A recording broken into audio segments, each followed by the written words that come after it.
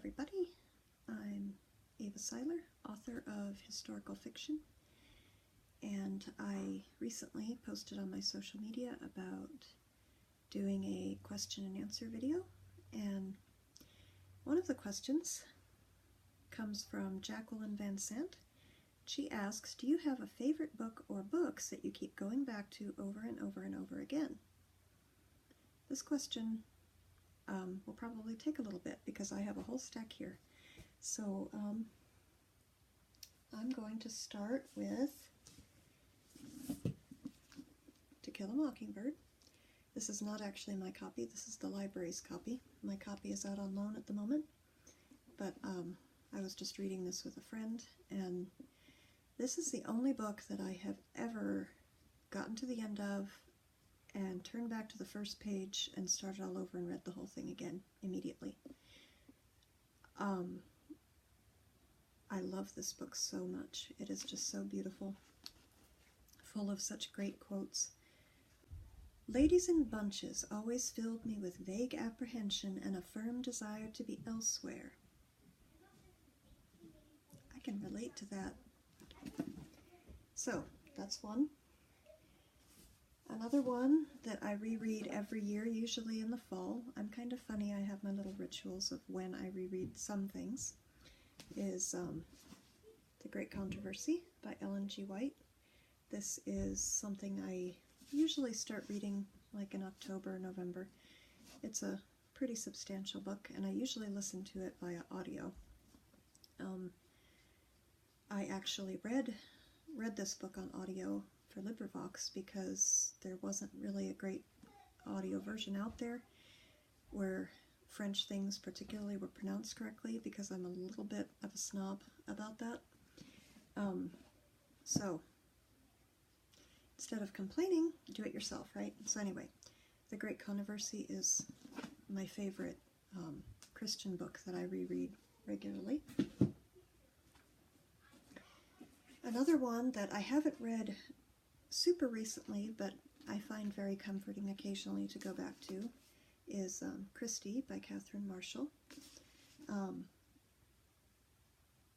don't know why I like this book, but I generally will binge it and I will read it all in one day, and it's a pretty decent sized book with pretty tiny print too, so anyway, this is another one that I really love. Another one that I have binged, mostly via audio, I say one, but I'm going to hold up two, Codename Verity and Rose Under Fire. I actually have the British version too, because the UK version is the one that actually matches up with the audio, which is what I usually listen to. There are some slight differences in the UK text as opposed to the US text, which really annoys me, actually. So I like this cover, but I'm a stickler for the original. So that's why I have both. This cover is just so beautiful. And Rose Under Fire, it's sort of a companion book. I've also listened, both of these I've listened to on audio more times than I can count. It's been at least 10 times. I think Rose more, though I think maybe Codename Verity is catching up. This is just such a good book. They both are, but Rose is just amazing. Another one that I kind of have a time of year ritual with, I don't actually have a hard copy of it, but I have the Audible version, Salt to the Sea by Ruta Sepetys. I have listened to this every year since it came out, and usually about cherry picking time, so July, and I'm already looking forward to listening to it again while I'm out picking cherries. Salt to the Sea is just such an incredible work of art, really. The way that it's written, the way things are revealed slowly over time is just really amazing to me. I want to be Ruta Sepetys someday when I grow up. These are just a few. I have so many books that I've read and reread, but these are the ones that have gotten the most rereads from me. So that answers that question. And I had another question from Sarah Joy Greenhart. What is your favorite song from the World War II era? This was actually kind of a thought-provoking question because I had to actually go and look up what music was published around that time, because I like a lot of old music, but I don't necessarily know if it was original to World War II or not. So I decided You Belong to My Heart is my favorite World War II era song. I just happen to have the sheet music for it, and it's just one of my favorites. I'm not going to sing it on this video, but if you want to hear Bing Crosby do a gorgeous version, just YouTube it.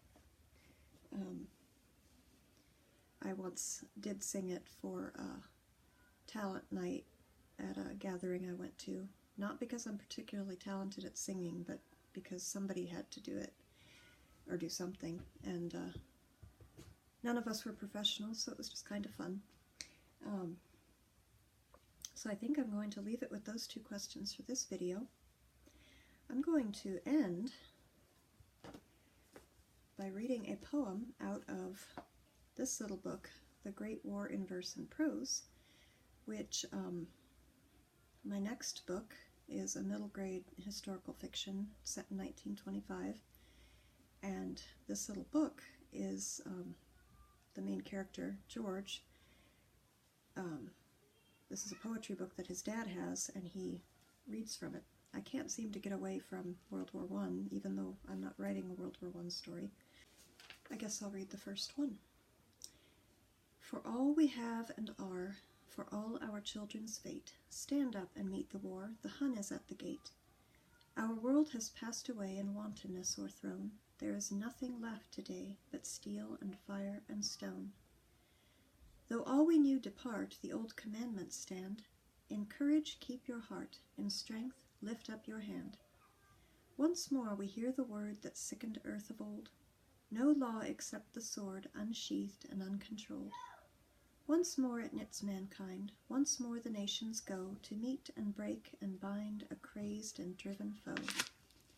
Comfort, content, delight, the age's slow-bought gain, they shriveled in a night. Only ourselves remain to face the naked days in silent fortitude, through perils and dismays renewed and re-renewed. Though all we made depart, the old commandments stand. In patience keep your heart, in strength lift up your hand. No easy hopes or lies shall bring us to our goal, but iron sacrifice of body, will, and soul. There is but one task for all, for each one life to give. Who stands if freedom fall? Who dies if England live? That's by Rudyard Kipling. And I think that's all for this video, so I will see you on the next one. If you have any questions, feel free to drop them in the comments, and subscribe so you don't miss any of the future videos. Talk to you later.